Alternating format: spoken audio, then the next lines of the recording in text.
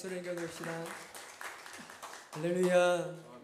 오늘 이 성전에서 하나님을 예배하고 그리고 온라인으로 예배하는 모든 성도님들의 삶과 가정에 하나님의 은혜가 함께 하시기를 주님의 이름으로 축복합니다. 지난 한 주간은 참으로 많은 생각 가운데 보낸 것 같습니다. 그 원인은 코로나19가 종식되기까지 기도하며 기다리고 있어야 하는가?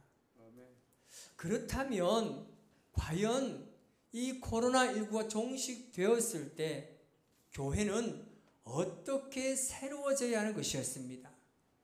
또 한편으로는 지금 위드 코로나 시대를 보내고 있는데 과연 지금 우리는 무엇을 해야 하는가라는 고민이었습니다.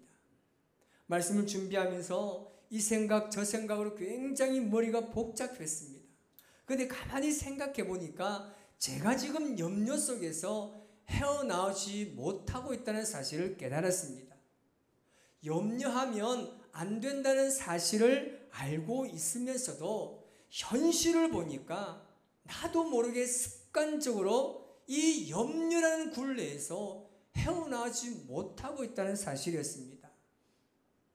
인간은 염려와 완전히 결별할 수가 없습니다. 어떤 사람은 염려하는 것을 습관적으로 하게 됩니다. 염려를 습관적으로 하다 보니까 이제 그것이 우리 몸의 체질화가 되어 거예요. 우리 몸의 체질화가 된 이 염려는 어느 순간 내가 염려의 노예가 되어 있다는 사실을 깨닫게 됩니다. 여러분, 직장의 문제나 아니면 건강의 문제나 물질의 문제나 자녀들의 문제에 대해서 어느 누가 자유할 수 있다고 말할 수 있겠습니까? 어떤 조사에 의하면 우리나라 사람들은 절반은 내일에 대한 염려와 노후에 대한 불안함으로 살아가고 있다고 이야기합니다. 저는 이 말에 절대 동의하지 않습니다. 이 같은 조사는 피상적인 겁니다. 그냥 단지 자료에 의한 것뿐입니다. 절반 정도가 염려하는 것이 아니라 따지고 보면 10이면 10사람 모두가 염려 속에 일평생을 살고 있는 것 같습니다. 염려에는 두 가지 병폐가 있습니다. 그 첫 번째는 뭐냐면 지나간 일들을 후회하는 겁니다. 어떤 후회를 말합니까? 내가 이렇게 했으면 참 좋았을 텐데 차라리 내가 그때 그렇게 할 걸. 이미 지나가서 돌이킬 수 없는 그 상황에 집착하는 겁니다. 또 하나는 뭐냐면 아직 오지 않는 미래에 대한 염려입니다. 내가 만약에 이 일을 이렇게 하면 어떨까? 이것을 내가 저렇게 한번 해서 이렇게 하면 어떤 미래가 나에게 주어질까? 온갖 미래에 대한 과정을 만들어냅니다. 오지 않고 일어나지 않는 일에 집착하는 겁니다. 이 두 가지의 걱정들이 여러분 우리의 생활을 더욱더 윤택하게 하고 있습니까? 지나간 과거는 이미 돌이킬 수 없는 흘러가 버린 것이기 때문에 우리의 삶에 그다지 그렇게 의미가 없습니다. 그렇다고 오지 않는 그 미래에 대해서 염려하는 것은 쓸데없는 걱정을 사사하는 꼴이 됩니다. 그래서 시편 55편 22절에는 이렇게 말하고 있습니다. 시작. 너희의 짐을 주님께 맡겨라. 주님이 너희를 붙들어 주실 것이니 주님은 의로운 사람이 망하도록 영영 그대로 버려두지 아니할 것이다. 아멘. 여러분 시편 55편은요 다윗이 그의 아들 압살롬에게 반역을 당했을 때 사건을 배경으로 하고 있습니다. 여러분 이 사건을 근거로 했을 때 자신을 죽이려는 아들 앞에서 어떻게 이 염려를 내려놓을 수 있겠습니까? 어떤 방법으로 하나님 앞에 내려놓을 수 있겠습니까? 모세의 경우도 그런 경우가 있습니다. 민수기 11장 11절입니다. 시작. 모세가 주님께 여쭈었다. 어찌하여 주님께서는 주님의 종을 이렇게도 괴롭게 하십니까? 어찌하여 저를 주님의 눈밖에 벗어나게 하시어 이 모든 백성을 저에게 짊어지우십니까? 모세가 어떤 사람입니까? 이스라엘의 지도자입니다. 당대의 가장 탁월한 지도자였습니다. 그렇지만 그는 현실의 무거운 짐 때문에 괴로워합니다. 매일같이 하루가 멀다 하고 이스라엘 백성들이 찾아오는 거예요. 때로는 질병 때문에 찾아옵니다. 가정의 문제 때문에 찾아옵니다. 이웃 간의 싸움과 송사 때문에 하루가 멀다 하고 이스라엘 백성들이 모세에게 찾아와서 이 사건을 해결해 달라고 요구합니다. 여러분, 이스라엘 백성들이 몇 명입니까? 장정만 60만 명입니다. 모세가 혼자 감당하기는 너무나 힘든 일입니다. 하루도 빠지지 않고 염려와 걱정이 그의 삶을 엄습하고 있습니다. 그래서 이 사건을 가지고 모세가 하나님께 탄식합니다. 그때 하나님께서 모세에게 뭐라고 말씀하십니까? 민수기 11장 17절에 이렇게 말씀하십니다. 시작. 내가 내려가 거기에서 너와 말하겠다. 그리고 너에게 내려준 영을 그들에게도 나누어 주어서 백성 돌보는 짐을 그들이 너와 함께 지게 하겠다. 그러면 너 혼자서 애쓰지 않아도 될 것이다. 아멘. 여러분, 중요한 것은 믿음의 사람들은 방법을 바꾸라는 것입니다. 세상적인 방법으로 해결을 하려다 보면 지치는 거예요. 주저앉을 수밖에 없는 겁니다. 좌절과 패배의식에 사로잡히게 되는 것입니다. 그래서 우리에게 찾아오는 이 걱정과 염려를 주께 맡기시기를 바랍니다. 지금 이 시간 이곳에 앉아 계신 여러분들, 지금 이 말씀을 듣는 순간에도 염려와 걱정 속에 사로잡히지는 않습니까? 오늘 목사님이 설교를 몇 분에 마치실까? 여러분, 걱정하지 마세요. 여러분이 생각하는 그 걱정과 염려는요 96% 이상 일어나지 않습니다. 염려하지 말라는 것은 무엇을 의미합니까? 지금 이 순간을 우리의 마음을 다하라는 겁니다. 여러분, 기도할 때는 기도만 하세요. 성경을 읽을 때는 성경만 읽으세요. 예배할 때는 예배만 집중하시기 바랍니다. 여러분, 우리나라 문화는 어떻습니까? 밥을 먹을 때는 꼭 말을 합니다. 저는 여러분, 밥을 먹을 때는 밥에만 집중하시기 바랍니다. 아이 앉히 놓고요, 취직은 어떻게 할 거니? 네 나중에 결혼은 어떻게 할 거니? 세계 경제가 이렇고 저렇고 쓸데없는 걱정하지 마시고 밥만 보세요. 여보, 오늘 밥에다가 꿀을 발랐나요? 너무 맛있어요. 반찬을 어떻게 이렇게 만들 수 있는지 당신은 최고의 셰프보다 더 실력이 있는 것 같다고 밥상을 칭찬하세요. 아멘. 여러분, 아내들이요, 죄송한 말씀을 드리고 싶습니다. 아내들도 음식을 할 때 음식에만 집중하세요. 여자들은 한 가지 일을 하면서 다양한 일도 동시에 할 수 있는 멀티플레이어들입니다. 드라마를 보면서, 통화를 하면서, 그러면서 밥을 만들고 반찬을 만듭니다. 그러면 이게 고춧가루인지 이게 후춧가루인지 막 넣어버리는 거예요. 그러면 밥상이 난리가 나는 거예요. 인사하십니다. 오늘 일에만 집중합시다. 시작. 여러분, 예수님께서 우리에게 말씀하시는 게 바로 그겁니다. 제자들에게 주신 염려에 관한 말입니다. 25절 말씀으로 같이 한번 읽어볼까요? 시작. 그러므로 내가 너희에게 이르노니 목숨을 위하여 무엇을 먹을까? 무엇을 마실까? 몸을 위하여 무엇을 입을까? 염려하지 말라. 목숨이 음식보다 중하지 아니하며 몸이 의복보다 중하지 아니하냐. 아멘. 여기서 첫 글자인 그러므로라는 부사에 주목하시기 바랍니다. 그러므로의 의미는 오늘 본문의 앞의 내용과 오늘 본문이 긴밀한 연결성을 가지고 있다는 것입니다. 24절에 이렇게 말합니다. 24절입니다. 시작. 한 사람이 두 주인을 섬기지 못할 것이니 혹 이를 미워하고 저를 사랑하거나 혹 이를 중히 여기고 저를 경히 여김이라. 너희가 하나님과 재물을 겸하여 섬기지 못하느니라. 아멘. 예수님께서는 우리가 하나님과 재물을 동시에 섬기려고 하다 보니까 염려에 빠진다고 지적하고 있습니다. 이런 마음이 나누어질수록 근심과 염려가 많아집니다. 이런 사람은 평안이 없습니다. 염려가 한순간에 내게서 떠나지 않습니다. 그러면 우리는 쉬고 있어도 쉬지 않는 겁니다. 정말 우리가 무슨 일을 해도 마음속에는 평안이 없는 거예요. 이 세상에 근심된 일이 많고 참 쉬는 날 없었구나. 내 주 예수 날 오라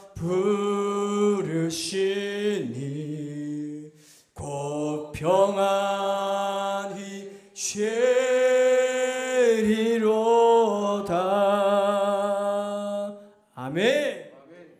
예수님 안에 들어가면 평안을 누릴 수 있는 겁니다. 근심과 염려가 많으면 많을수록 사람은 평안을 누리지 못합니다.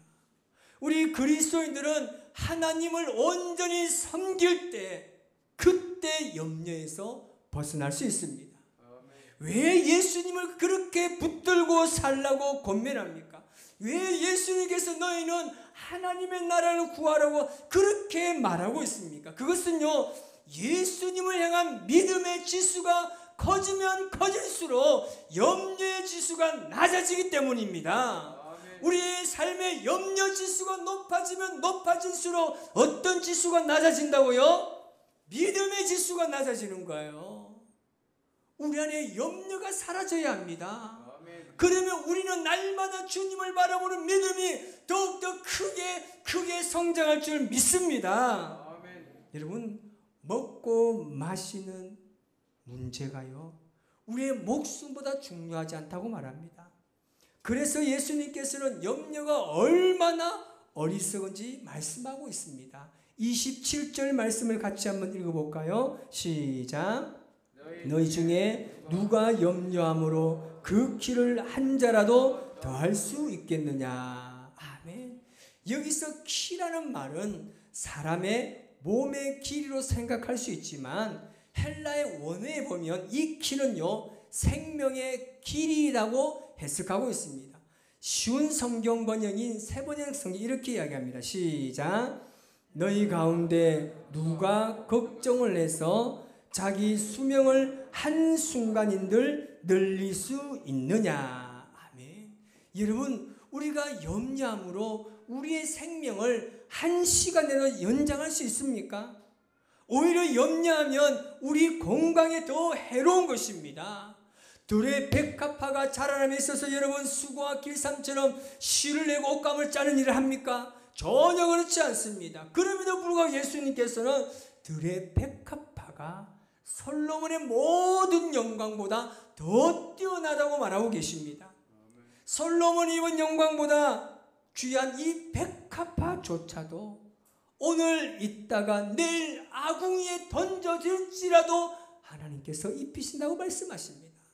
하물며 예수님께서 십자가에 죽으심으로 새 생명을 얻은 저와 여러분을 하나님께서 옷 입히시고 기르지 아니하시겠습니까?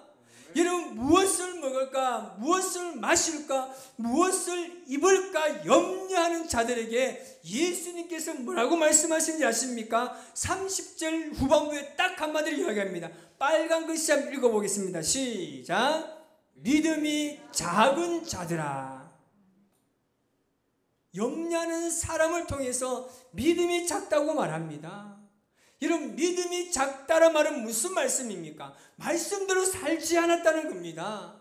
하나님의 말씀대로 살지 않는다는 것은 내가 하나님의 말씀을 명확하게 듣지 못했다는 결론입니다. 사람들은요, 명확한 말을 듣기 전까지 절대 움직이지 않습니다. 남편이 어느 순간 기분이 좋아가지고 여성분에게 꽃다발을 사고 여보 사랑해 하면 뭐라고 이야기합니까? 뭐? 여보 사랑해요? 뭐? 사랑한다고요? 뭐라고?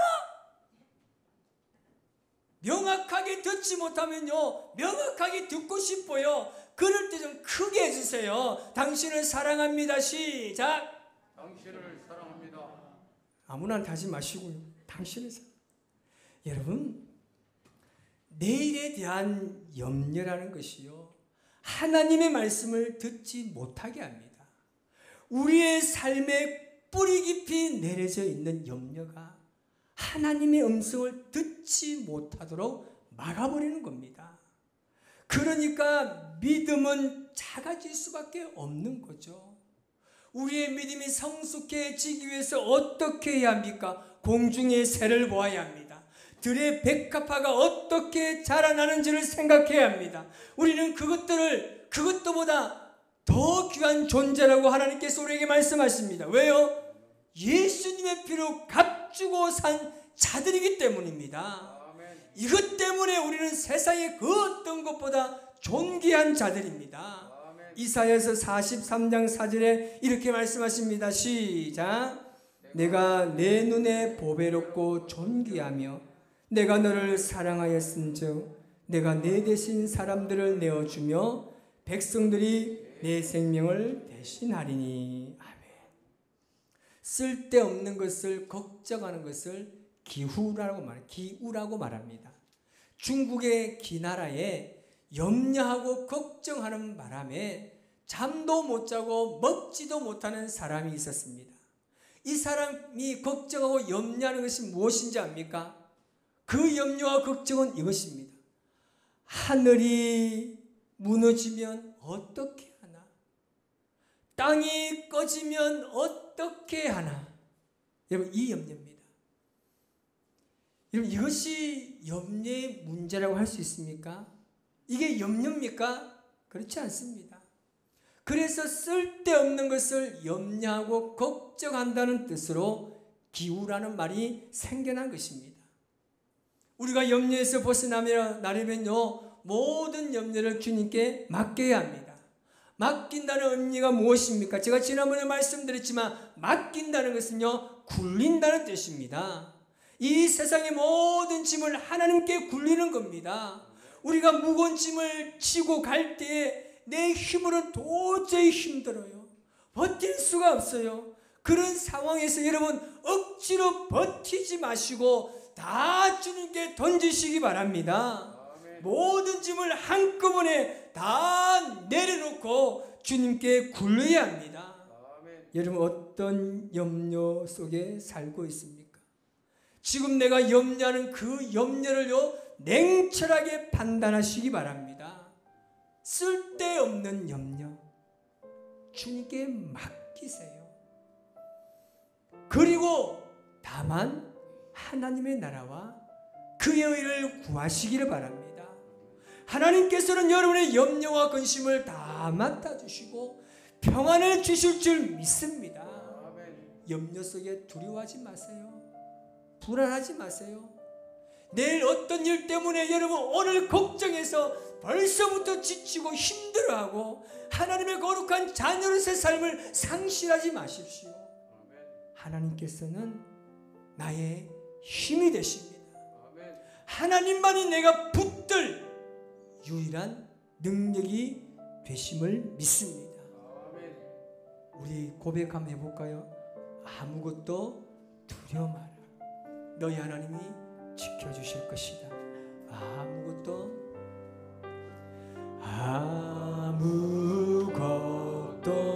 두려워 말라. 주 너의 하나님이 지켜주시네. 놀라지 마라. 겁내지 주님 나를 아무것도 염려하지 말라. 아무것도 두려워 말라.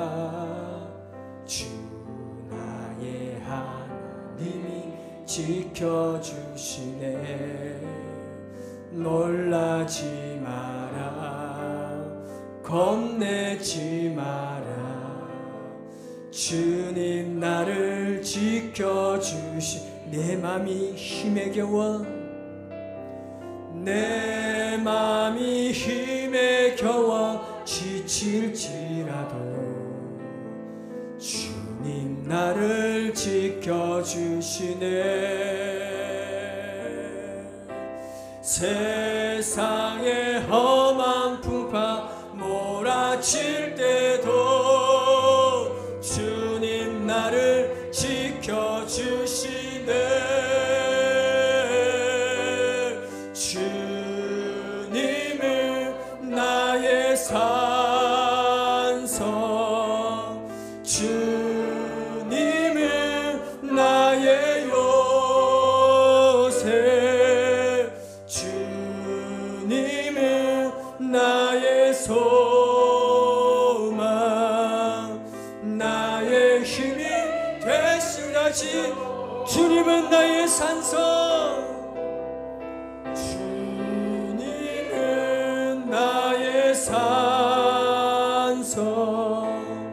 주님은 나의 요새,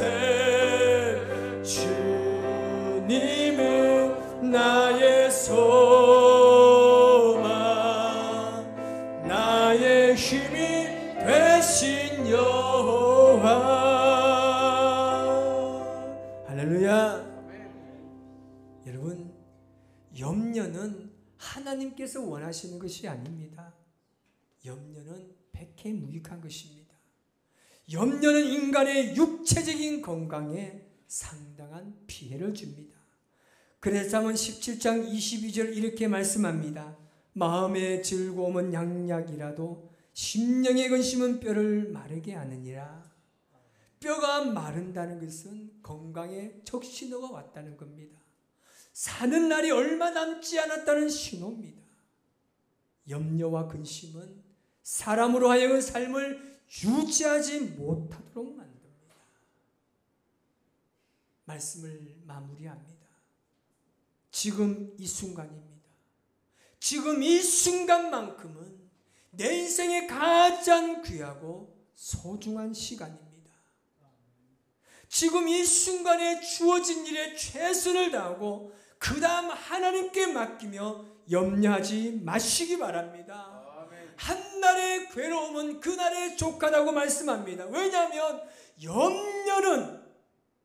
염려하는 날은 반드시 지나가기 때문입니다. 한때 유행했던 말이 있습니다. 이 또한 지나가리라. 염려와 고통의 시간들은 누구에게나 있습니다. 그러나 그 시간은 반드시 지나가고 이전보다 더 큰 은혜와 복이 임할 줄 믿습니다. 우리 모두 지금 이 순간을 누리고 하나님께 영광의 삶을 살아서 염려와 근심의 삶이 아닌 하나님의 자녀로서 세상에 존귀하고 보배로운 삶을 살아가는 저와 여러분의 삶이 되시기를 주님의 이름으로 축복합니다. 기도하겠습니다. 하나님 아버지,